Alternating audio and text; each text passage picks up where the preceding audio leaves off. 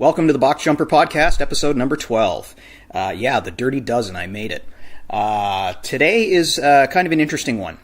Rather than talk purely about fitness and goals and that sort of thing, I decided that this episode I'd actually get together with my friends PJ and Alana, who are the co-hosts of the Night and Day podcast, which if you haven't checked it out already, I've mentioned it a couple of times before on the show. It's definitely worth checking out, so look them up on all your favorite podcasting platforms. We got together a couple nights ago and just talked about the competition that all three of us had participated in last weekend, or really 2 weekends ago now at the time that I'm recording this. And it was an interesting discussion, and more importantly, I think the whole premise of several boxes in a community getting together and getting their respective athlete communities together to kind of throw down, have some fun, demonstrate their fitness in a friendly but somewhat competitive environment. I mean, you can't help but get the juices flowing a little bit more than you do when you're competing against your frenemy in the box. We have the same sort of thing going on in competition environment. And so the way that this particular program went was there was the three box owners got together late in the year, decided that they wanted to put together another event, and they unleashed the registration on their athletes, and boy did the community step up, and they all got together and had an absolutely fantastic time. So the subject of today's episode is just myself, Alana, and PJ talking about what the experience was like, what we liked about the event, what some of the challenges were, what were some of the things that we experienced as athletes, as spectators, in my case and in PJ's case, we were helping organize and run the event while the day was going on. So there were a lot of different things that we had going on at once, and it was a busy day, a fun day, an exhausting day, and so Our episode today is PJ, Alana, and I getting together to recap the Battle of the Basin.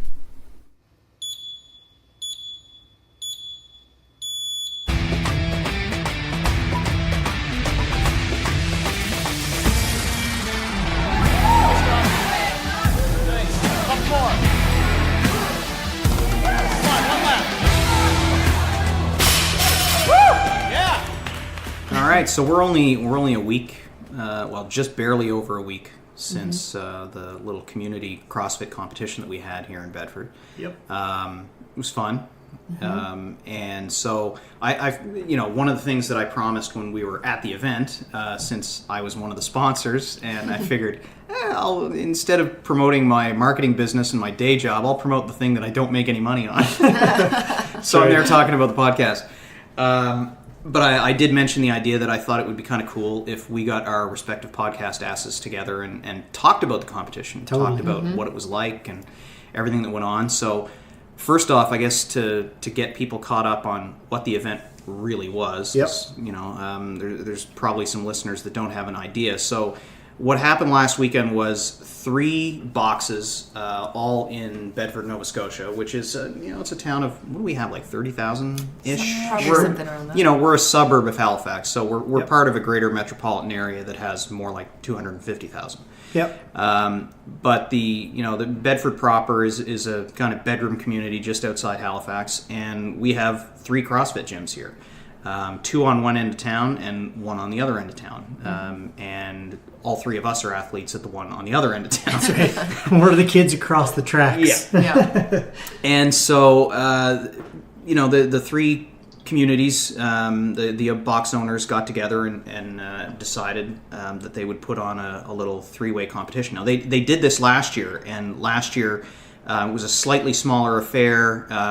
The box owners were only kind of peripherally involved because there was a third party that was doing chiefly responsible for the organization and just kind of wrangling them in. Yeah. And then this year, Rob O'Brien, one of the owners at Osprey, kind of took the lead and got together with the other box owners and threw some ideas on the board to see what would stick. And they agreed that they'd like to see it happen again. Absolutely. And it was cool because the CrossFit community in Bedford is, it's not a huge town. We all kind of know each other. We know certainly of each of the boxes. And the boxes have, like often happens in a small community when one box starts and then another one starts and another one starts. They have overlapping communities. There's people that wind up moving to another box because they know somebody else there, or they know the owner, or they happen to live closer to one versus the other. Right. So there's a lot of cross-pollination between the 3 boxes. There's been a lot of shuffle lately too, as well. Yeah. I think when you look in the community around, and we certainly know a lot of the other athletes at other boxes from our hockey family and stuff like that, extended family through other stuff. There's been a lot of shuffling lately. There's a lot of people that were at one and have since moved to another. But the great thing about that is, same as every CrossFit box, is that community it welcomes everybody in. And certainly, it's been a lot of fun. And of course, seeing those people on a consistent basis. We all know each other. We all compete well together. We all poke fun at each other. It's a good time. So out of that grouping of the 3 boxes getting together, the Battle of the Basin kind of came back, or at least was, I guess we renamed it. So. Yeah. It wound up with a different name, in part because, like, last year it was called the Bedford Classic, and as this year was approaching, and I was asking the box owners, so is this event going to happen again? I don't think the box owners realized that there was a massive basketball tournament in Bedford called the Bedford Classic that's been going on for 25 years. Right. And so for us basketball parents, myself among them, it caused a degree of confusion when there was another event around the same time of year, because the Bedford Classic basketball tournament's in March, or end of February, early March. So I suggested, hey, why don't you create like a branded thing for this? And so I think the box owners got together, threw some ideas around, and I think Rob actually came up with the Battle of the Basin and ran it by me. And of course that's a very visually provocative kind of name. So I immediately had some ideas, and they said, go nuts. Exactly, as they all do, and as certainly at Osprey we can attest to the fact that John has an idea, just run with it, dude, and come up with something cool, and it always looks good. And like the logo is phenomenal. We've got if you haven't seen it, we'll post it up. But the Battle of the Basin, it's a kettlebell with a big what would we call it? Pirate ship, tall ship. Shooting cannons, and they're shooting kettlebells out of the cannons. But it's a great looking logo. John did an awesome job, so kudos to you. So the event went really well. From all of the people that I've talked to since the event, everybody has had super great feedback. A couple of people even texted Rob as the sort of the main box owner organizer, and said lots of great things about it. So it's good. We'll keep it rolling, I'm sure, for another couple of years. Yeah, it ran really smoothly. I mean, the boxes did a good job in each instance of keeping us on schedule. The programming and the way that the heats were designed, I think, had something to do with that for sure. Mike Malloy and myself were acting as MCs. PJ, you were doing DJ duty at 2 of the locations. And that kept things moving along and kept everybody kind of aware of where they needed to be when. So that certainly helped. It was great. And it was nice because each of the boxes were able to do some programming that kind of played to the strength and the atmosphere within their box too. And use their equipment well. Right. That's what I was going to say. Is that each of the boxes in its overall design and the the geography of their building is different in all 3 locations. And to be honest, the event that went off at CrossFit Basin View could not have been done at Bar Down, just based off of sheer size and access to equipment and stuff like that. So it was smart of them to kind of design those that way. And in speaking to that, let's kind of go through a quick review of all 3 workouts. Alana and you and John certainly participated. John, unfortunately, backed out at one point when he hurt himself, but you guys started off. So first workout was at CrossFit Bar Down, and that workout they called it the Joker. I think is it an actual? I think it must be. I've done it before, so it felt pretty familiar, but I didn't remember the name of it at the time when it came up. And so it was called the Joker, or they called it the Joker, and it started off with 1 toes to bar and 10 deadlifts. 2 toes to bar, 9 deadlifts. Right. So cycling all the way down. all the One way. goes down, one goes up. And you had 9 minutes to complete it? Eight minutes 8 on that minutes for that one. It was 8 minutes for that one. So what was it like? I was watching it as a spectator. It looked pretty. It was exciting to watch. What did you guys feel like? It was frenetic. The pace was quick. Yeah. I think I was in the first or second heat of the Masters guys, and so a tempo hadn't yet been set, so that took a little bit of the pressure off. Yeah. Seeing the heats after me go, I feel like I should have gone even faster. I'm not sure that would have been a good idea though, because I did hurt my back on the deadlifts. Yeah.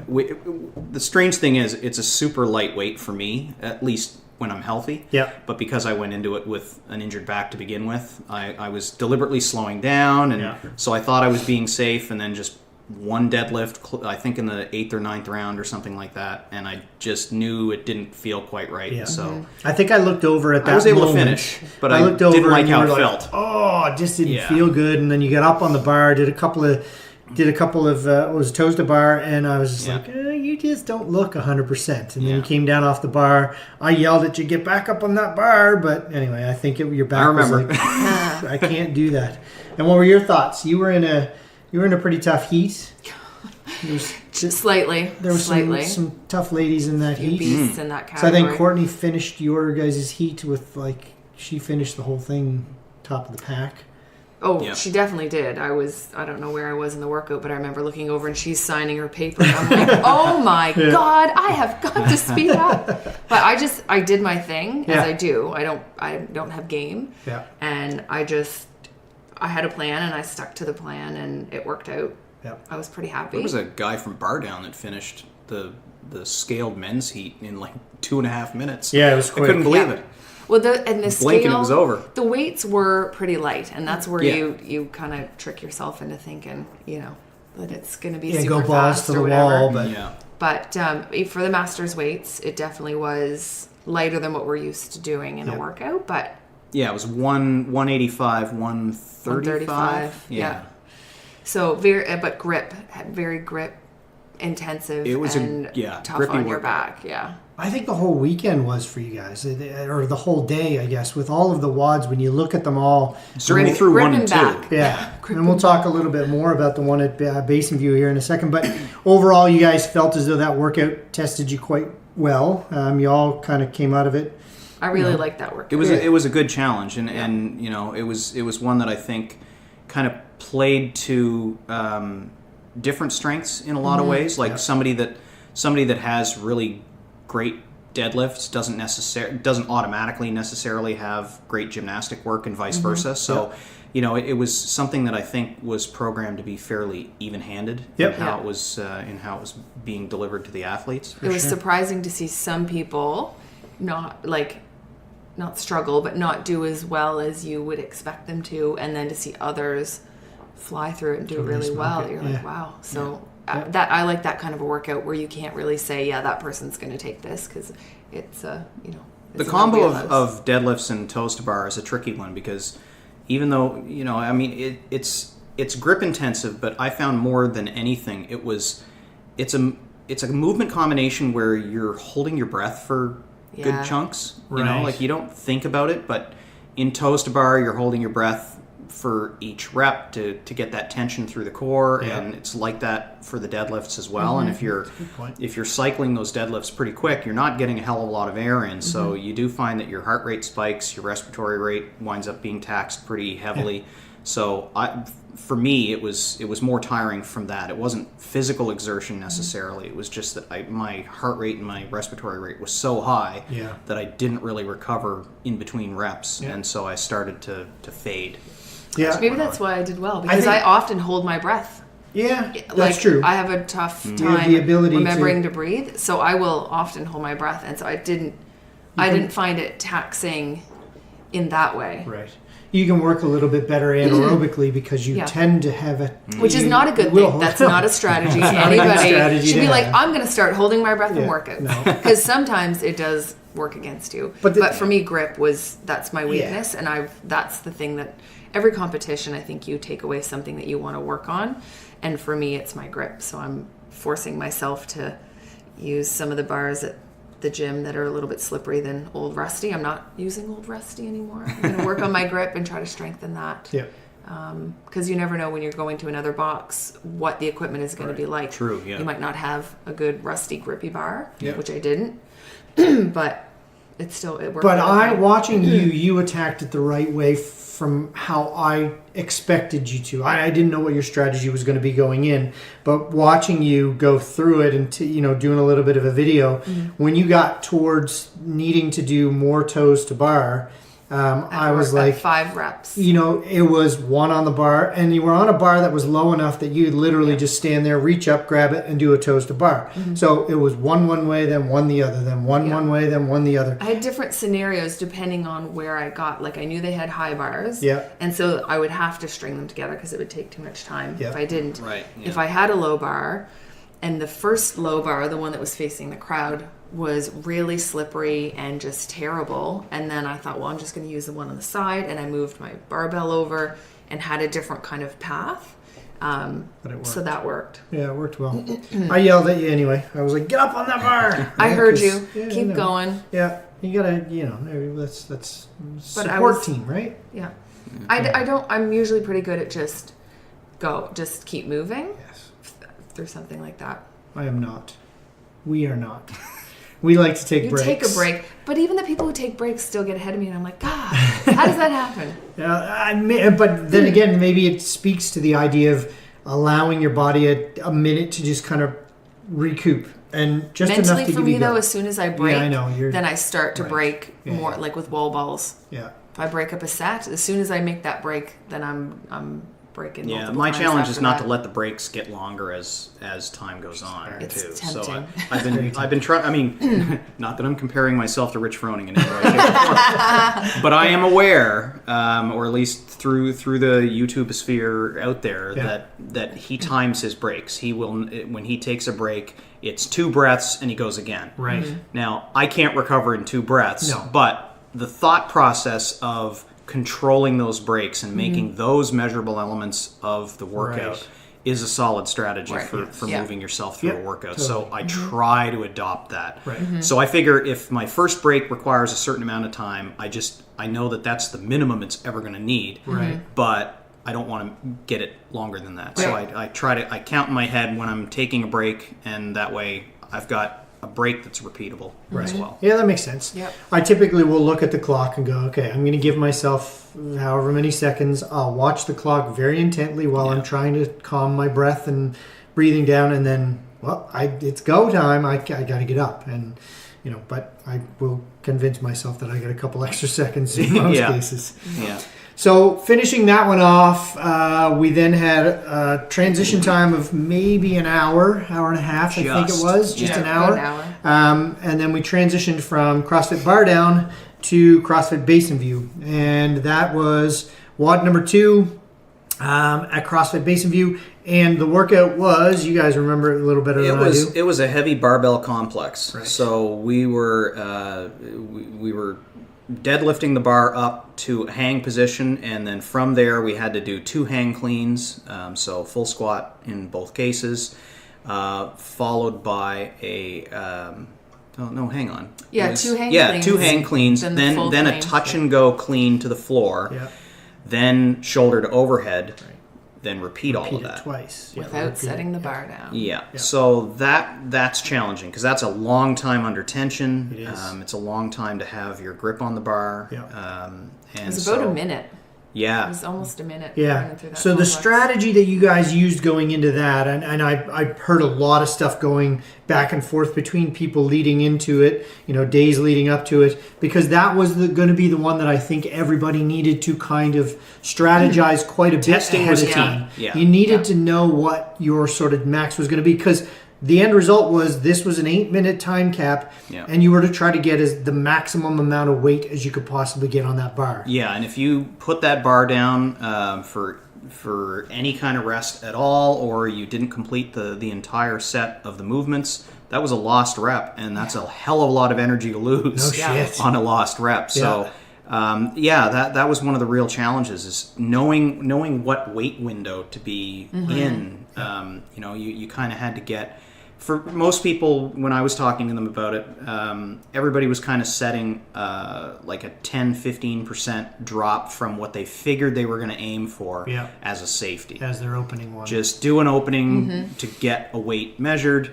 Give yourself a reasonable amount of break, because in that 8 minutes, you're only going to get 2 or 3 cracks at it, maybe 4 if you're rushing. Yes. And rushing is inadvisable anyway. And there was very little of that. No. Being the guy that reviewed the score sheets and entered all the scores. Most probably got 2, maybe 3. I think the only one made it to like the 4th attempt. Yeah. But again, this was somebody who was in the scaled division, Right. who was just kind of pushing themselves through very small increments of weight. Yeah. But 4 attempts and failed on the 4th one because they ran out of time. Yeah, and they may have started further away from what their ultimate max potential would have been, where the more experienced athletes in the later divisions already had a pretty good sense of where they were going to land. Absolutely. And so they would be a little bit closer to that point with their opening weight. But it looked exhausting. Like the absolute worst ones, as you described, is you get through the full complex on that very last shoulder to overhead, and you don't get it That's up. exactly when I failed. It's so painful watching a few people get to that point and just be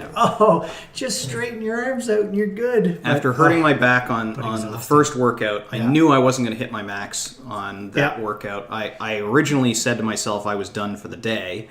Right. And then I went over and visited the dudes at the Compex booth there, and they set their magic machine on my back for 20 minutes, and I had put ice on my back for 20 minutes before that as well, so I was starting to feel like, all right, I'm not going to hit my max, but I could at least register a score. Sure. Yeah. So I did get my first lift, but it was well below what I think I ultimately could have been able to get to if I was healthy, and it was fine. And what did you end up with? So I was going for 110. Yeah. And that's what I got. Right.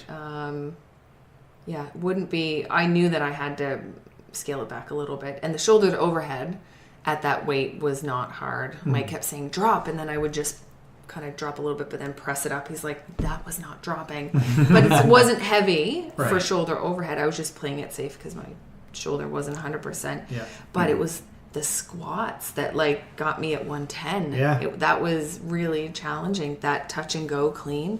The touch and go was God, tough. stressful. Yeah, because again, so you get in, you start that movement at 2 hang cleans, and you've got the adrenaline pumping. Then you got to go from those 2 hang cleans to just a quick drop down and then throw it up into a full clean. Yeah. That was a tough movement, and especially if it got a little bit heavy. Those 2 hang cleans were going to tire out your grip a bit. Yeah. It's when you got to that second touch and go that I saw a lot of people really struggle with that second full clean. Just trying to reset your grip in between those movements For sure. is tough. It was exhausting. You had some spots where you could take a break before you did your shoulder overhead. You could take a couple of seconds, stand there, get some breaths, whatever. But, the reality was that you then broke up your rhythm. And I think I saw a couple of people really struggle. And in the end, all you're doing is adding to the time under tension, too. Right. Yes. Exactly. Which really starts to wear on you, especially as you're getting heavy. Totally. Yeah. And then there was, of course, Cody, who just kind of blew us all away with 245. He was doing clusters. Frig. He did. Yeah, his first couple reps were awfully tight together. Yeah. So, it was He fast. just squatted it and then pushed it overhead. Yeah. It was just one. It was impressive. It was movement. fun to watch, and I know you got a video of it and posted it out, and I was just like, because I didn't see it. I was in the midst of putting in scores. So I kind of caught the tail end of it. Yeah. But I did watch a little bit of cat and mouse between Alex and Rob. Yeah. Rob just kind of waiting just to see what Alex was going to put up. And Rob stuck a couple extra pounds on, and in the end, he couldn't finish the complex. But all in all, it was that was a fun one to watch, because now you really got that that game everybody's playing, and just kind of keeping an eye on each other was really cool. It was a lot of fun. I have no idea where a lot of the other people in my category ended up. You didn't go back and look at the spreadsheet that I sent out? Oh. No, but all the way along throughout the day, I wasn't really paying Right. attention to it, Yeah. so I don't know how where everybody. There was nothing. Yeah, there were no huge weights put up in the ladies, or what I would call huge weights. I think the highest was 135, and that was Hannah. Well, that's That's which still is pretty absolutely a lot for hugely that impressive. complex. I couldn't do that. Like, no way. Yeah. Like, she's super strong and super tall and all that stuff. So it was nice. I actually remember catching the end of hers, and it was quite fun to watch. It was really good. I think I think she tried to weight higher than that too. She did. I think she just tired herself out at that point. Yeah. It was great. Awesome. It was exhausting. Yeah. That was crazy exhausting. Yeah. And then we had about an hour after that workout. So the first workout was at 9. Yeah. And we went till about 11. Yeah. Then by 12, we were starting at Basin View. That went till 2. Yeah. And by 3, we were scheduled to start at Osprey. Man, and we were on track, man. Yeah. There was no I messing was around. skeptical, but I didn't think it was. I thought we were going to be smooth. super late. Like, I figured we'd be done at 5 o'clock because everything would get delayed. I figured people would just kind of nonchalantly show up, even though you say 9, 12, 3. People still, I figured, we're just going to stroll in at like 3:30 and be like, oh, okay, let's get this started. Despite our best efforts to say, be there 15 minutes ahead of time because we're going to have the athlete briefing. But people always just kind of take it upon themselves to just stroll in. And everybody was there, bang, bang, bang. So so then we finish out WOD 3 at Osprey Athletics, and that one was difficult. It was a tough one. It was definitely, you had to have a good engine to get through that one. I'm just you can't hear me out there, podcast world, but I'm shaking my head now. It was 30 reps across the board. Started with 30 wall balls, then 30 dumbbell snatches alternating. 30 box step overs or jump overs, and interestingly, every division other than RX opted to step over. Followed by 30 double unders, and then back through the cycle in reverse. So box jump overs, snatches, and wall balls, all with a 9-minute time cap. It was tight. There were quite a few athletes that weren't able to finish. They'd get to, I think most when they didn't finish, they were on the last movement or entering the last movement. For so sure. They were very real well. close. And then there were some other divisions where they finished with massive amounts of time left. I couldn't believe how fast these people moved. Totally. It was Just crazy. great engines on them. But it was a workout that reminded the end result. It reminded me of 18.1. Was that the one with all the dumbbell snatches in it from the Open? And the picture of the gargoyle all bent over and hunched over. Was it 18.1 or 17.1? I don't Might have been know. 17.1. What one? I don't know what one you're talking about. It was dumbbell I think snatches. that was last year. We talked about it. Your back was so blown up and all that stuff that he had the gargoyle. Dave Castro had the gargoyle picture, and nobody knew what it was. But then all those dumbbell snatches ended up resulting in everybody's back killing them. Anyway, that was the end result. Those 60 snatches really cooked your back. Yeah, and I didn't realize it until I kind of, in my mind, I'm like picturing that skeleton video tutorial thing of like, here's how you do dumbbell snatch. Make sure that your hips go below your back, not the other way around. And I just because it was light. It was a 25-pound dumbbell. Again, light for what we're used to doing in Masters, but the appropriate weight for if someone is having a shoulder issue. Single arm things are pretty difficult. So it didn't feel good on my left shoulder, but it was a light weight. So then I didn't have to properly kind of, anyways. Ironically, my eye as a coach, I was having a conniption fit inside my head because that's what I saw a lot of across the board. Because the weights themselves weren't in of themselves challenging.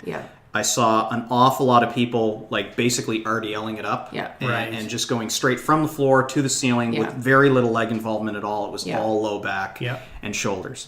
And so when I did, and I mean, I'm a coach, but I'm not there to coach. I'm emceeing and I'm an athlete. I'm like, so the couple of times that I saw athletes really doing the workout, doing the movement really correctly, I like anybody that was within earshot, I'm like, look at the form on that person. Hoping that people will take the hint. Absolutely. Because I was expecting that a lot of people would have their backs blown up between that and the wall balls. Yeah. And, that's a deadly combination. Yeah, well, there was multiple people that came out of that workout and headed straight to Compex and said, okay, put that... It was great news for Compex, that's for sure. Oh my God. That's good. Put that muscle stim on my back and just pound away at me because, it was a rough, like, when your back starts to go in that spasm, a wall ball is not what you want to be doing. You get into that squat, you're like, I'm not getting back out again. Yeah. I think I had more no reps than I had reps in that last set of wall balls. And I dropped the ball and thought about walking away.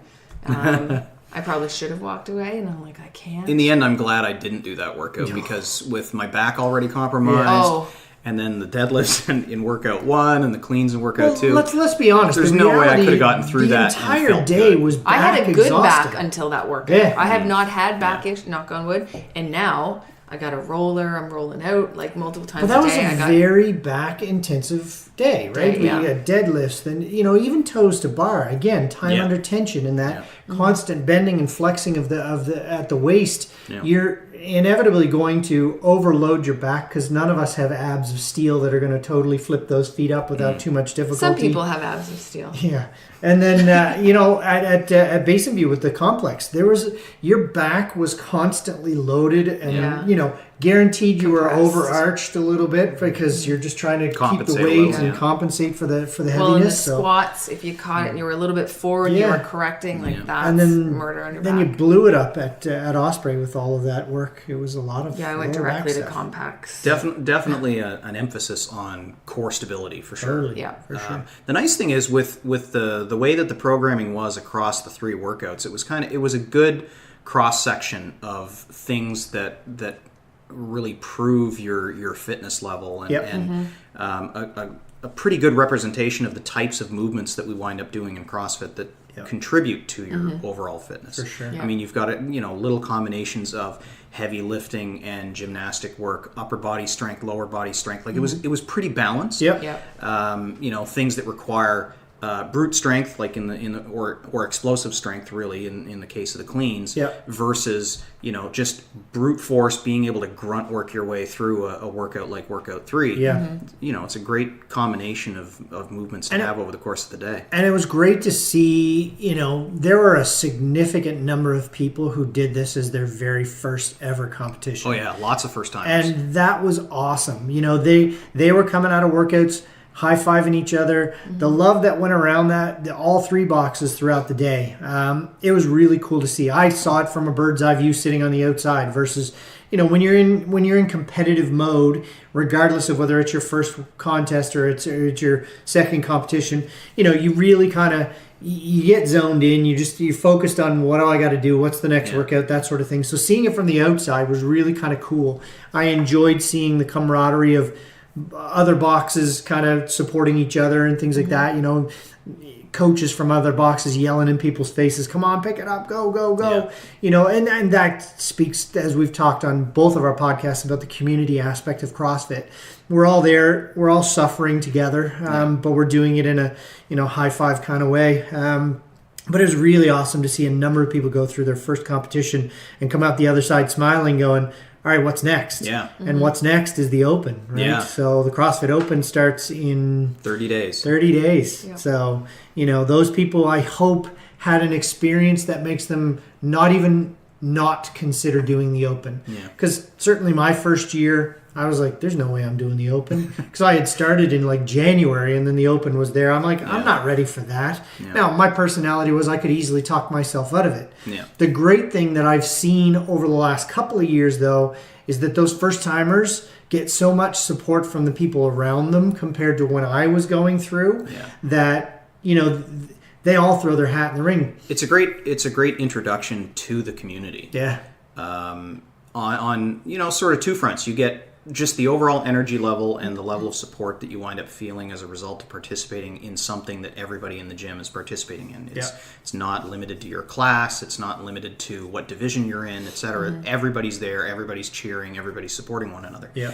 But the other thing that I found, particularly like my first experience with the Open, I was injured, so I didn't wind up participating in the Open as an athlete, but I did complete the judges course, and this was before I had an L1. Yeah. I did the judges course and decided to participate that way. Yeah. And the coolest part of being there for the Open was being able to meet all the people in the gym from time slots that I'm never around. Right. Right. I was working out at 6 a.m., so I didn't have a clue who was in the 4:30 in the afternoon class. Yeah. And so, because I was there so often, I might have some vague awareness of who some of the other athletes were, and that's about it. So when I was judging, I was regularly judging for people that had been doing CrossFit for years, people that had just started, people from different time slots throughout the day. And so it was an invaluable opportunity to really get to know the gym community. Yeah, for sure. Yeah, it was great. We've been through a couple of Opens now, and I think with the changes this year, we typically have a yearly vacation right around the time of the Open, and I think we're going to forego doing the early one and wait for the later in the year My one. shoulder's not ready to do it anyways. Yeah, so some of the movements like handstand push-ups and things, I wouldn't be. I don't want to jeopardize the long-term strategy. But to your point, we're going to be there anyway, though. It's such a cool atmosphere. It's so fun to just be there and see people push themselves in a way that they've never pushed themselves before. Yeah. I've worked out harder in Open workouts than I've ever worked out in a daily workout. Oh, for sure. For sure. Like, I've fallen off of a rower because I just could not. That's it. I'm done. Yep. I taxed myself to the max, and I literally cannot get off of 17.3. I remember that workout very well. My feet were still stuck in the things. I couldn't get up. Yeah. I came home and told Lena I thought I was having a stroke and laid down on the couch and passed out for about half an hour, and then woke up and I was like, okay, I don't feel that. No, you told me after that. Oh, right. I didn't tell you. I thought I was going to have a stroke, so I laid down on the couch and didn't tell anybody. Don't do that. Not a good idea. That's the workout I redid while I was in Orlando. I went to CrossFit Mousetrap and did that workout for the second time because the first time I wasn't real happy with my performance. Crazy. I think I only eked about like a half dozen extra reps out of it, but hey, that was enough. That's right. It was enough just to move on. The judging, I always decline to judge, even when they're like, we need somebody right now, because and maybe this Open I can focus on it, but I get so involved in like what they're doing and wanting to cheer them on that I fear I will stop counting. Right. So I don't want to let somebody down, and that's why I have never volunteered to judge. Not because I'm like, I don't want to volunteer, because I love volunteering, but I don't know, in that atmosphere with a lot going on and getting excited, I feel like I would lose count. You never know. Yeah. So, but maybe for the Open, if I'm not competing and I have no, maybe it'll be different. It's fun. The one thing that I'll say about the judging thing, particularly since I got to judge before I had become a coach, is that it's almost like a mini coaching clinic where every time a workout is released, you as a judge, you wind up having to be very familiar with what the movement standards are. Right. And so you wind up looking at the movement with a critical eye that you don't necessarily look at those movements in your everyday workouts. So, if you're not thinking that way, then you won't analyze the movement the same way. So it's kind of a neat little introduction to the mechanics of each of the movements, what the movement standards are, looking for the hip crease, passing below parallel, like all of these things that we kind of take for granted when we're actually doing it. Yeah. Knowing that you have to look for that in order to validate that one rep to get it counted. Yeah. There's other movements where you can just, check out, and all you have to do is count how many times the person's feet land when you're doing doubles. Although that scares me, because I know I've been miscounted many times with double unders. That's the challenge. So it's got to be difficult. Not easy. Yeah. But speaking of volunteers too, back to the Battle of the Basin, certainly all the volunteers made it work well. They made it run smoothly as well. You can't do an event like that without people giving of their time. Yeah, absolutely. There was judges always there when you needed them. There was a couple of boxes certainly where there were judges that never left the floor. They were there the entire sort of 2 hours, just next person in. So and each of the boxes recruited their own judges, and then that group of judges was supplemented as needed on the floor, and it worked. Yeah, it worked. It was a hugely successful event, and hopefully all we can do is just continue this on for a number of years. This is year one of the official Battle of the Basin, and we'll certainly we'll work hard to keep it rolling. As organizers and people who try to support CrossFit in this Bedford community, and hopefully in the future maybe it'll be an even bigger event. So we'll keep everybody posted in future. Yeah, I know one of the things as going into it as an athlete, one of the things that I didn't do very well leading up to it was planning day of stuff. Like, Right. I don't know how you felt about it, Alana, but I was planned. I was prepared. I tried to be prepared. But so having 3 workouts at 3-hour intervals made, planning when to warm up, when to eat, when to apply the Compex machine to your back so that you can stand up straight, stuff like that. Those things are always challenging, and it's a moving target from one competition to the other because they all have their different schedules. Morgan, one of the coaches at Osprey, was our on-site coach for all the athletes at Osprey, and did a great job making sure that because we weren't paying attention to that shit, she was. Yes. So she was cracking the whip saying, you got to go warm up now. You can't just be standing around. Right. Your heat is like 8 minutes away. Get moving. She wouldn't give us the 8-minute warning. She'd give us the 30-minute warning, and then she'd still have to harp on us because we still weren't doing it. Because you're standing around chatting with somebody or whatever else. Yeah. For sure. But I think all of the gyms, to their credit too, did a good job of providing a good warm up area. Certainly. Oh, it was great compared to. I haven't been to a lot of other competitions at other boxes, but you got a proper warm up at every gym. It didn't feel rushed. There were the right weights and equipment. Yeah. That was key for me to feel comfortable going out at the at your heat time. I felt properly warmed up for all of them. Yeah, it was great. And Rob had put out on our internal page here's what you should do competition day. Right, I literally printed, surprise, I hate myself for even saying it. So I printed it, I wrote in my food, there were food choices, I circled them in, I put in what time I was going to eat them, and I kind of followed that to the T. Touches of chicken. I can still picture Isaac's input. Just touches of chicken. So when I was eating my chicken, I'm like, oh, that's a bit more than a touch. I'm going to leave that now. My day before nutrition, I think I did better on that front. The day of, I knew it was going to be tight time-wise. And then when I pulled myself out of competition, then I was like, ooh, I get to have a beer this afternoon. I don't have to work out. So it was fine. You had to eat on schedule because you couldn't wait to be hungry because who's hungry after working out? Yeah. And what to eat when. I literally just followed that, and it was fine. I never felt sick. I never felt really tired until right before the last workout. But that, for me, having that plan and having it written down and just going back to it so that I didn't have to think about it during the day works for me. Yep. But I think that's a critical thing to think about. Everybody, gets caught up in, what's the workout? What's the WOD? What's WOD 1, 2, 3? And not nobody, but a lot of the times people lose out because they don't plan out what's in between. Yeah. There's got to be some rest time in there. There's got to be a little bit of, a little bit of stretching, a little bit of mobility work because you got another 2 workouts coming down later on, and you got to get some food in you, right? Yeah. Because you guys are going to keep taxing your system, and if you're not replenishing, then you're going to crap out at the right time, and your warm up for WOD 3 is entirely different than your warm up from WOD 1, and. I would not be able to think of that during the day. I'm following a plan. And some people might just be the opposite. Be like, I'll see how I feel that day. No, not for me.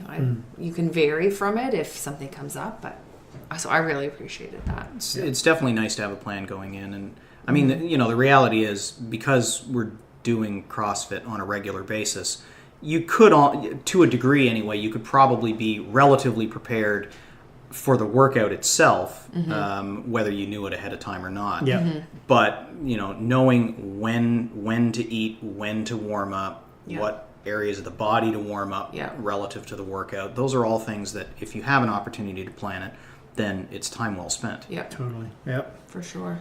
For sure. So what did you do the day before?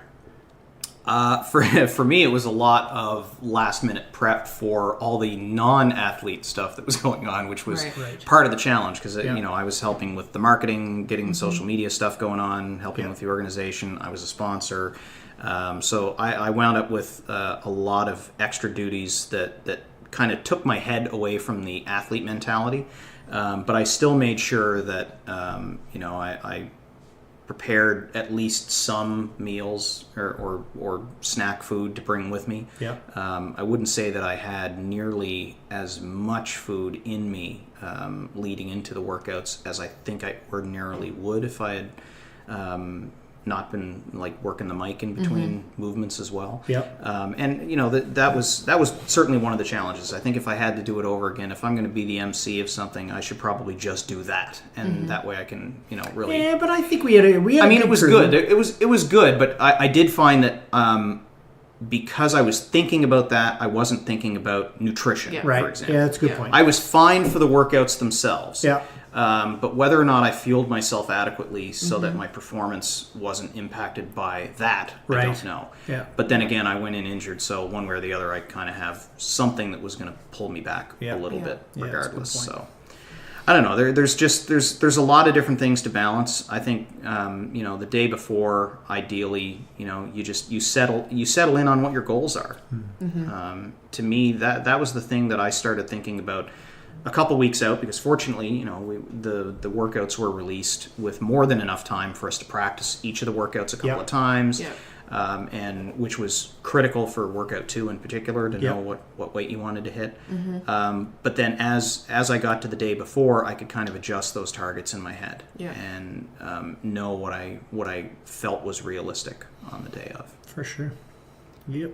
So it was kind of a week-long prep too, like just thinking about no booze, going to bed on time and waking up at the same time, it's never just the day before, that's for sure. I definitely when to work out, what rest days to take, not to work out too hard right before. That was, but I don't know, I really like planning, so I almost enjoy that part as much as the competing, just to feel like you've got a plan and you're on track and you're following. Could we say that she could make a pretty damn good coach for most people? I would think. Do you know what I mean? Oh, I like to follow other people's rules. I'm not sure. I don't know. I think you could lay out some pretty darn good plans for people, I think. I don't know. Yeah, I think you could. But anyway, maybe one day you'll get your L1. Maybe. We'll see. I hadn't thought about it, but Only a matter of time. Yeah. Do it. When I have time, when I have more time. Right now I just have enough time to work out myself. So it would take away from me working out to coach, right? Because if you look at the Oracle over there, the fridge calendar.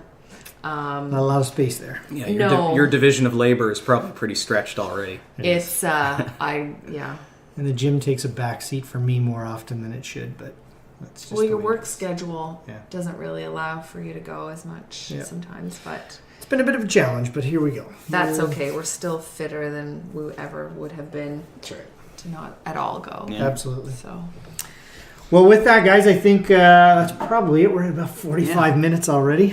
So let's wrap it up. Any final thoughts on Battle of the Basin? What did you like? What would you like to see back again? What are your thoughts there? I don't know. Just nothing really repeated other than being on time and well thought out or whatever. Yeah. But it was good. I said after fall classic at Kinetics that I was not going to do an individual competition again. And then a month later I signed up for another individual competition. So obviously I do actually like doing them. But I like what you learn, what you take away. I took some things away that I'm going to work on towards the next one, and just looking forward to it. It was a lot of fun. It was probably the most fun competition that I've been in, probably because of the people that you were surrounded by. Yeah, sure. Even when Kate McCulley kissed me after my workout on the cheek, I'm like, "Oh, Kate, I need some space." But yeah, that makes me feel good. She knew that I was crusty. and not feeling good about it, and she came over and just muckled onto me. There you go. So it's those types of things that you're like, this community is pretty awesome. In no other setting would that be acceptable, or you'd have to walk away with a black eye if you did that to me in my real life. But it's true. Yeah. Unless it was me, then it's okay. You might walk away with a Gotta black pick your eye. time. Yeah. And what were your thoughts, sort of final thoughts on the whole event and moving forward? I thought it was really, really well done. It was very well received. I mean, you don't have to look a whole lot further than the athletes and the volunteers to get a sense of how successful an event was. Yeah. I really didn't hear complaints. All I heard was people volunteering positive information about the event. Staying on time. They liked the workouts. They liked the atmosphere. They appreciated, every place they walked into, they felt welcome. And that extended to friends and family that came to watch too. Yeah. Which is great because they don't always get to experience the community the same way we do either. So it was nice that there was enough room to pack them all in each of the locations. Each gym being just so different from one another physically. So it was great. Like each of the gyms was set up very appropriately for each of the workouts to ensure that there was adequate space for the workout, for the vendors and spectators to have some spaces, so the sponsors, those that were on site, had a little bit of space and they were able to work their magic as well. And the athletes had lanes where they could compete safely. That was more important than anything. Yeah, for sure. It was a great event. So all we can do is hope that it gets bigger, better. Yeah. No, I don't think it can get much better, actually. I think it was really fucking good. Yeah. No, and it probably really well realistically it probably couldn't get a hell of a lot bigger in the end either. I mean, it was a good size to match up with the size of each gym's respective community. Yeah. We packed as many lanes into each box as reasonably could fit based on the programming available. Like Basin View certainly has a little bit more square footage to play with. But because it was a heavy barbell workout, spacing people out was a very appropriate and safe thing to do. Yeah. So we wound up using a little bit more space for each lane as a result. Sure. That worked very well. Yeah. I think the other two locations, Bar Down and Osprey, had slightly tighter requirements for their lanes, but the workouts worked perfectly for that environment as well. So, it probably just requires some smart programming to do this same sort of thing again, keep the variance in place for each of the gyms to offer a completely different workout to challenge the athletes differently next year. There's no reason that this event couldn't continue for a really long time and have, kind of the same relative size and be successful. For sure. And the only way it could get any bigger is to have a separate venue, and that's a whole separate can of worms that I'm sure none of the box owners are eager to open. No. So. Absolutely. And you get your home box advantage, at least for one workout, right? Like, you still felt comfortable in the other boxes. Oh, and there's an atmosphere too. Like you walk into an actual CrossFit gym rather than a giant. When we went up to Moncton for the Blizzard beatdown a couple of years ago, it was fun. It was really exciting. But we were in a hockey arena that didn't have ice in it, and they had a rig that was brought in that was attached to a giant pole and a truck on the other end. It was very cool, but it lacks the atmosphere that a CrossFit gym just has. Yes.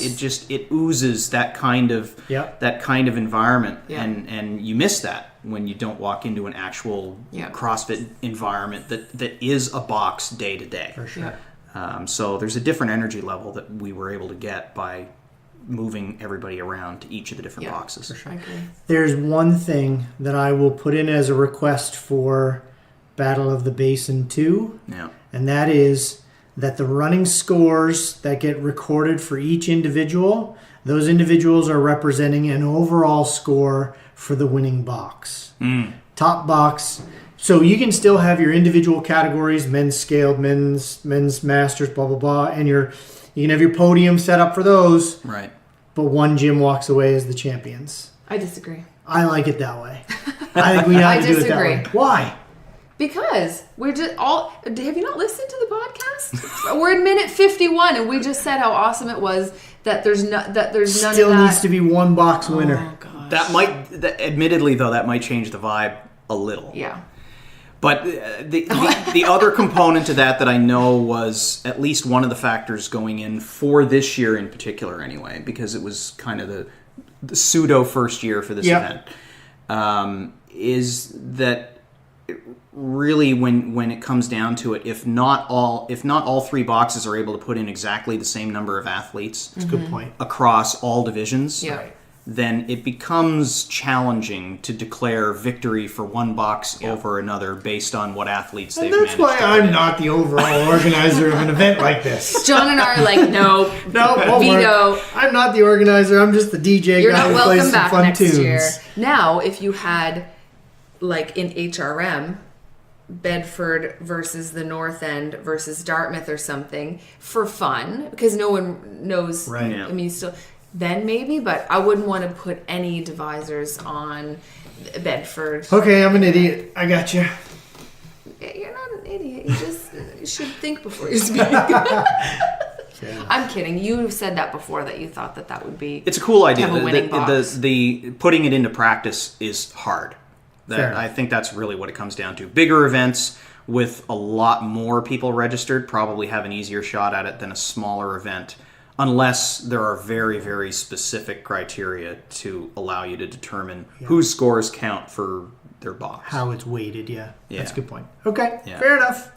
But I'll accept that. but definitely note it, because it's not that we weren't thinking of it. It was it's like, good God, how do we do this and not piss people off? Yeah.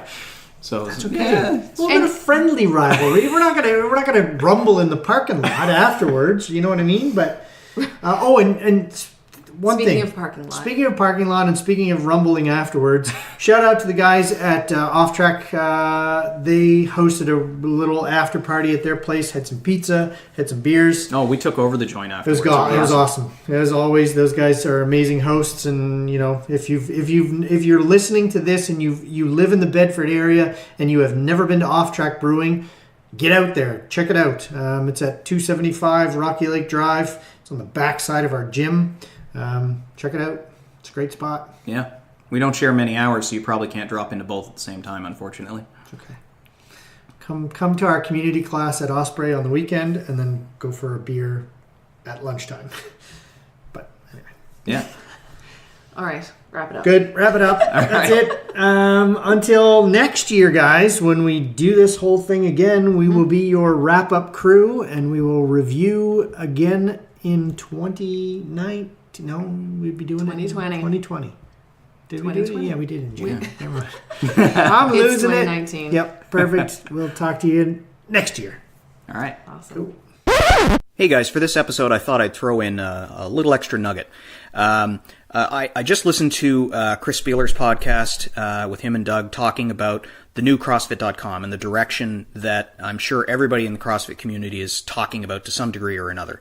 The notion of pulling back from the emphasis on the elite side of CrossFit and focusing on these interventions in the living room with mom and dad.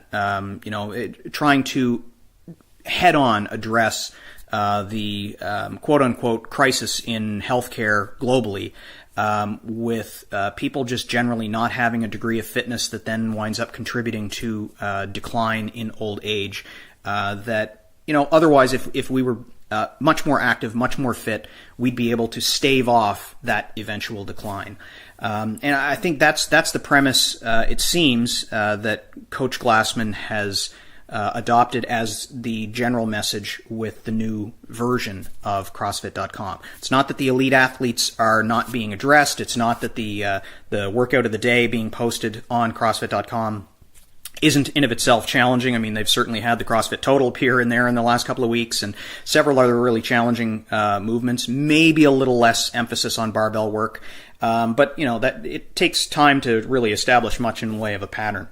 But what I thought was really interesting in the Icon Athlete podcast was this whole discussion of, is that overall direction positive or negative? And I think generally speaking, both Chris and Doug seem to suggest that it was a positive direction, but with the caveat that, it's not one size fits all. And I think that's ultimately what those of us that are doing CrossFit on a regular basis we've been seeing that on a daily basis anyway.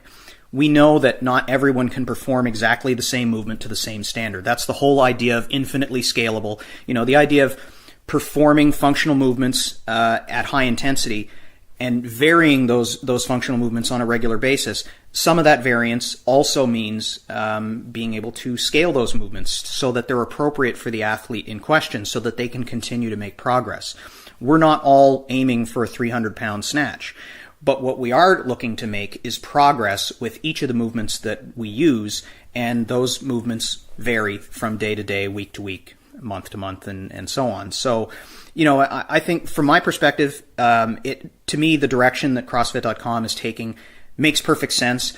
I'm not really sure yet how it jives with the overall direction of the CrossFit Games, and the impact on those elite athletes is more substantial than it is on any of us. Any of the regular athletes that just go into a box for their fitness, for their health.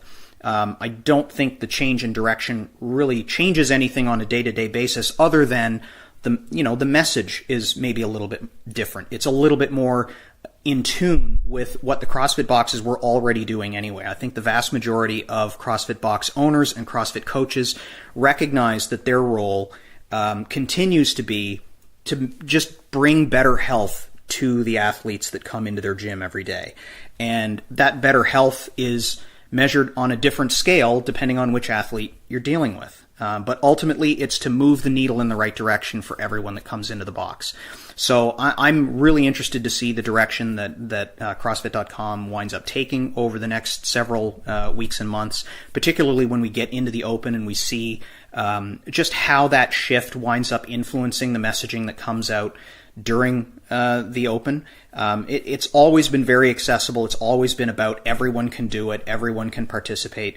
But it's pretty clear the signal is there that they're taking that everyone message very, very seriously. And I, for one, as a coach, an athlete, a marketer and communicator, I think that's encouraging. I think there's some really interesting things that are going to come out of that. And if that means, if that message of accessibility means that I can get my mom into the gym, and she's actually talked about it recently, absolutely everything will wind up being scaled for her. She's in her 70s, and it's been some time since she's done any real degree of physical exercise.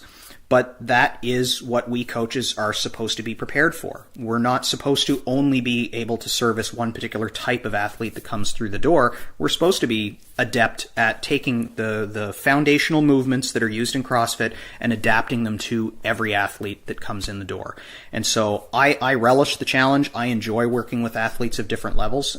It means that I have to be more attentive, and I have to make sure that I'm thinking about the movements in a more critical way and looking for different ways to make those movements as accessible as possible. And I take cues from lots of excellent resources online, from different athletes, different coaches that post different videos and information about how to scale movements, and creative different ideas on how to make those movements as accessible as possible. And I try to adapt those, try them out myself, try them with athletes, and see what works and what doesn't, because it's going to be different with every athlete, just the way as it is with every coach. So, take a look at what CrossFit.com is posting lately. I think the new direction and the new messaging is going to make CrossFit seem maybe a little less scary to people, and to the people that are in that elite mindset. I don't think it's going to slow them down one bit at all. They're still going to be lifting crazy weight and crushing times on key workouts like Fran.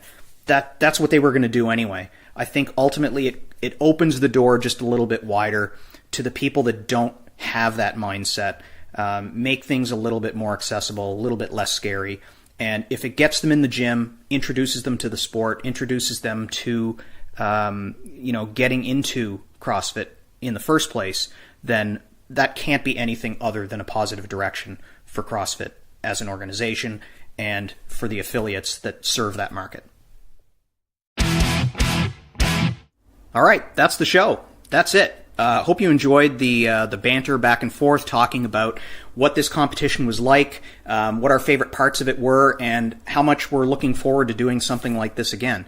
If you've not tried a CrossFit competition, don't let fear or any kind of nervousness set you back and hold you back from taking on that experience. The CrossFit competition world is unless you're a truly elite athlete where the competition really starts to get fierce, for absolutely everyone else, the 99% of us that are doing CrossFit just to feel healthy, to be fit, have fun, get some exercise in, be part of a community, that's exactly what the CrossFit competitions are like. It's an opportunity to expand your community, to get to meet people from other boxes that are largely going through the same things you are. They're in the hunt for the same kind of fitness level and everything that they're trying to get out of that experience in the gym and how it's impacting their everyday life outside the gym. So when you get an opportunity, jump on it. Now, there's no better opportunity than the one that's coming up. In a little less than a month, on February 21st, the Open. It's a worldwide online CrossFit competition where everybody gets to kind of measure where they are with their fitness and compare it to the previous year, compare it to the next year, and more importantly, get the entire community together and have a blast doing the workouts, cheering one another on, getting an opportunity to meet people from different times that go to your gym that you never get to see because you don't cross paths. You're a morning person, they're an afternoon person, or vice versa.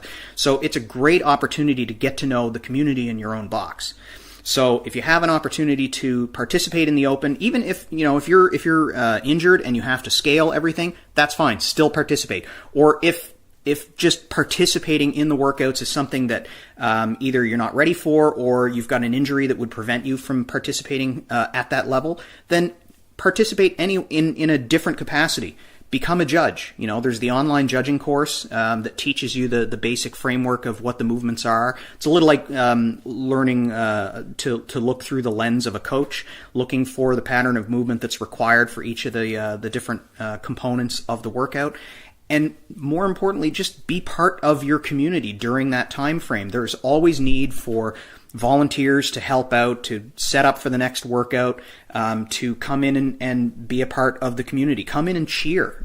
Come in and cheer your fellow box athletes on in their efforts, because even that small thing, that one little contribution that you make, adds energy to their workout. It's like the same way that the last person that's finishing a workout in your class, you're cheering them on, you're celebrating their success and getting to the end of the workout. Just amp that up a bunch times more. That's what the Open feels like. It's very accessible and it should feel very comfortable for absolutely everybody.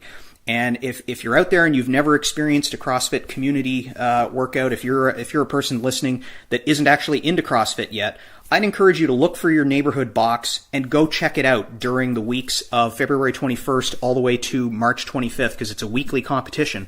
And the workouts are released on Thursday. They're commonly performed on the weekends leading up to an end-of-day Monday score submission deadline for each of the athletes. So very often those boxes are just hopping from Friday night all the way through to Monday afternoon, so that all the athletes that are registered and even those that aren't, that still want to try the workouts, are performing the workouts in order to get their scores registered and get paired up with the judge to complete the competition workout. So check it out. Drop into a box. Experience the community for yourself. And hopefully tune in next time for another episode of the Box Jumper Podcast.